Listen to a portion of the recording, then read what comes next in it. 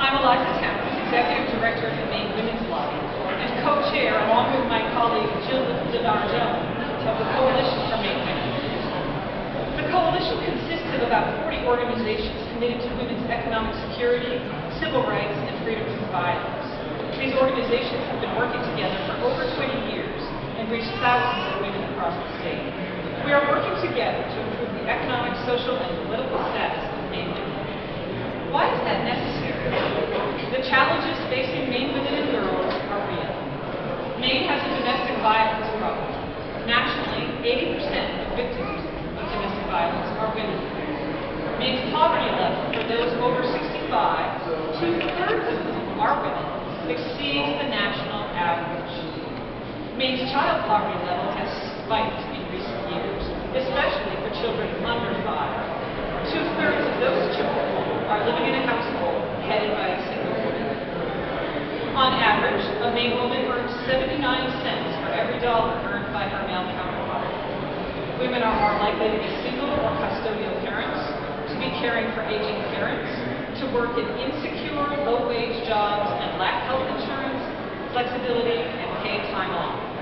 Women are more likely to experience poverty, hunger, and homelessness. For these reasons, our coalition has gathered today to remind our lawmakers that women and girls make up more than half the population in Maine, and our perspective and priorities must be taken into account as policy is made. For Maine to thrive, women and their families must thrive. Today we are announcing 4 legislative priorities for the 2013 session. They represent key building blocks for a safe, healthy, and prosperous Maine. We support a fair state budget that serves the needs of all Maine people.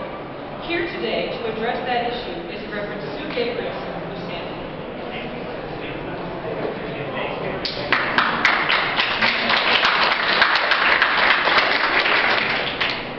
Good morning. I am a mom, and was a single mom for years. I've also been the minister of the Sanford Unitarian Universalist Church for the last 10 years. And each year at this time, we start talking about the church budget. There are often many groans from the congregation. But I remind them that planning a budget is not just working out one specific document. A budget is one more way that we live out our values and our mission. The budget is about a choice. We can afford what we choose to afford, and where we put our money reflects our priorities and our values. We could throw up our hands and say, there just isn't enough money, or we can't afford it. Or we can ask ourselves, what is most essential? And join together, do the hard work, and make a budget that reflects who we are. It is the same thing here. Sometimes it would be easier to throw up our hands and just hope that they, the unknown Mainers behind every budget line, will be okay. But every day, I see the impact of budget cuts on some of the most vulnerable. Women, children, and elderly in need of health care and prescriptions. Single moms who struggle with balancing work and child care needs, housing, and transportation. I know these beautiful souls because they come up the stairs of my church and into my office every single day because they have nowhere else to turn. I know these neighbors and friends because they are us. As hard as we work, the reality is that for many of us, we are one paycheck, one illness, one minor disaster away from despair. And as people of faith, our church and many others help try to fill the gaps. Our means are entirely inadequate. One easy decision that is made in Augusta means countless hard decisions spread all over the kitchen tables of Mainers as people wrestle with really difficult decisions, life or death decisions. It's also really easy to judge the people who benefit from state and federal words like lazy, uneducated, manipulating the system. Well, I want to share with you that I am one of those people. When my former husband left me with 2 young girls, a mortgage, bills, and the need for child care, and he made a choice not to pay child support, even my full-time employment as a minister for years was not enough. The years of higher education that I had attained were not enough. Because face it, just having a master's degree doesn't pay your electric bill. I needed help and was so grateful for the financial reprieve that I found by participating in programs like this and reduced lunches. Well, I tried to reorganize my life, figure out my finances. It was difficult, but with that help, we made it. Any budget is a moral expression of an organization's values. The state's budget is no different. Whether our compass is the Bible, where Matthew reminds us that we should care for the least among us, or if it's a military creed where we vow to leave no one behind, or something else, we all have a moral obligation to care for one another. We have a moral obligation to our families, to our friends and our neighbors. In fact, I say that part of the reason that we choose to live in Maine and make it our home is because we understand the value of community and that the people around us live out that value by helping each other. We know we can count on our people, and we hope that when we're faced with hard choices, that leaders will remember our people too. As a mom and a minister and a longtime resident of Maine, a neighbor and a friend, I work every day to live up to our state's ethic of community. I make sure that community includes everyone. I'm counting on our state's leadership to do the same, to safeguard all members of our community as they make the difficult decisions for the budgets that are to come. Thank you.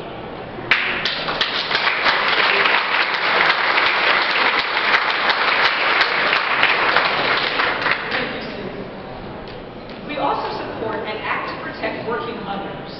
This modest bill being brought forward by the Maine Women's Lobby requires that employers make reasonable accommodations for pregnant workers, such as temporary light duty for those who lift or climb ladders, the opportunity to sit as needed, periodic rest breaks, the ability to carry a water bottle to remain hydrated and thus avoid infection. According to the 2010 U.S. Census, 70% of Maine women who gave birth in that year were in the labor force. That same year, 41% of working mothers were their family's primary breadwinner.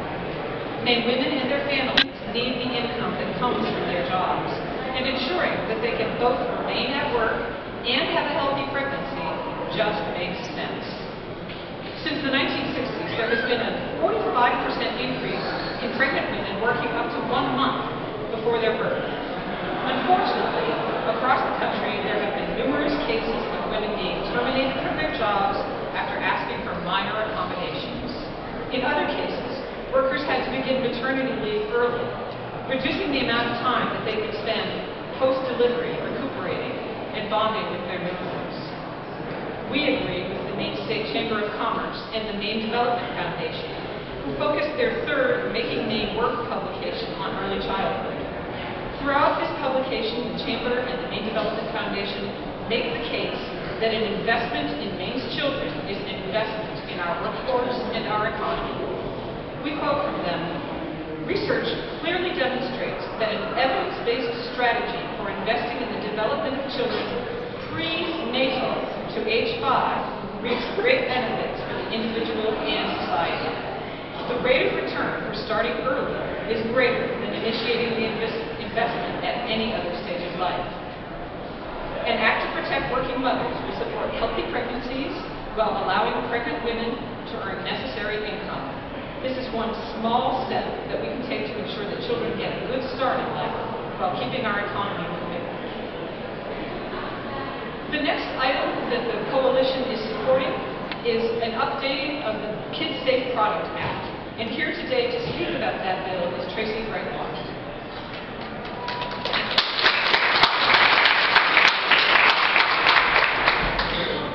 My name is Tracy Gregoire, and I'm a proud mother of a 3-year-old son with special needs.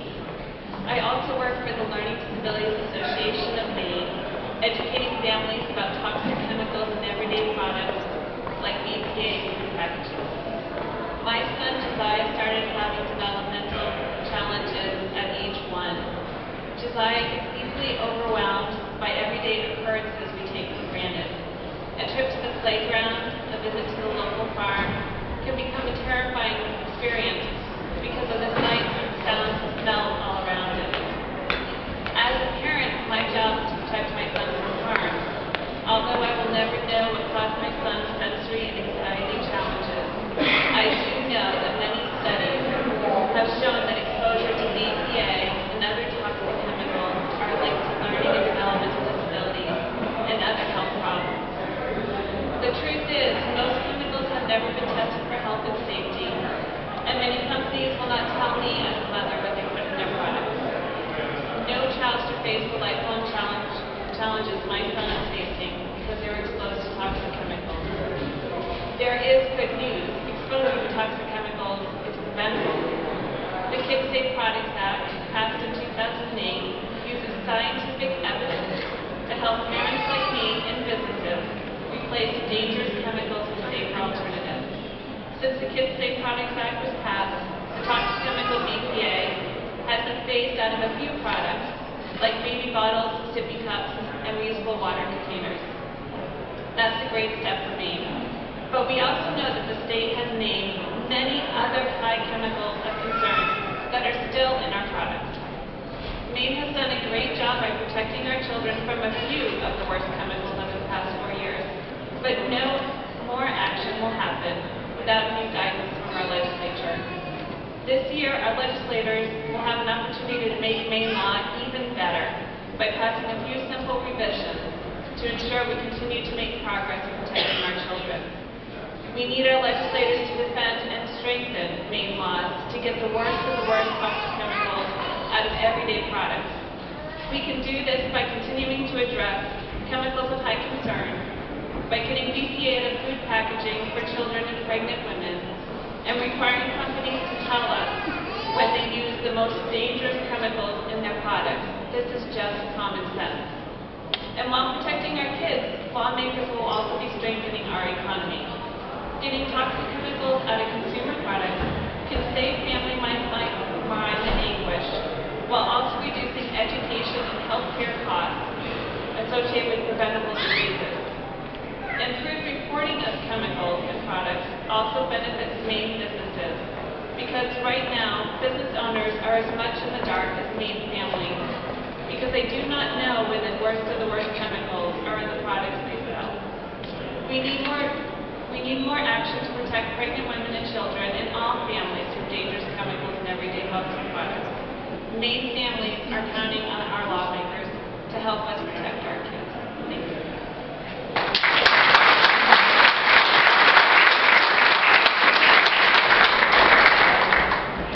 And finally, this year we are supporting a constitutional amendment to provide for early voting. Speaking on that issue is Shanna Bellows, Executive Director of the American Civil Liberties Union of Maine.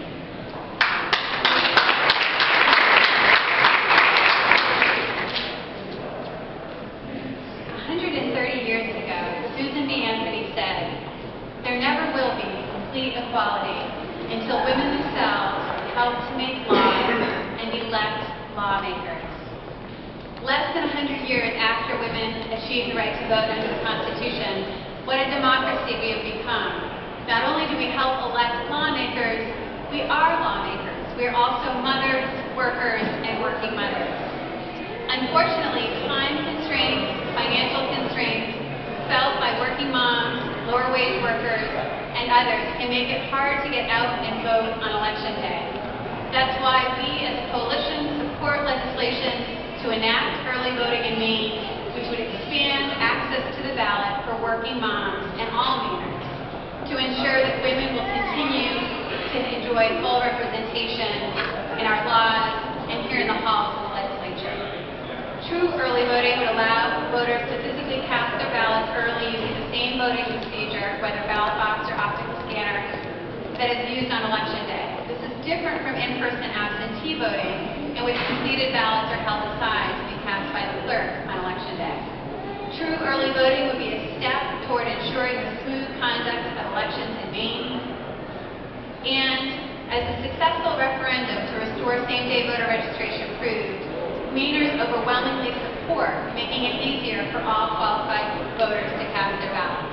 The time is right for us to take the next step and implement true early voting, expanding access to voting process. It's time to make it easier for working moms, moms taking care of extended family members, women working 2 and 3 jobs, and all Mainers to truly have access to the ballot with early voting. Thank you.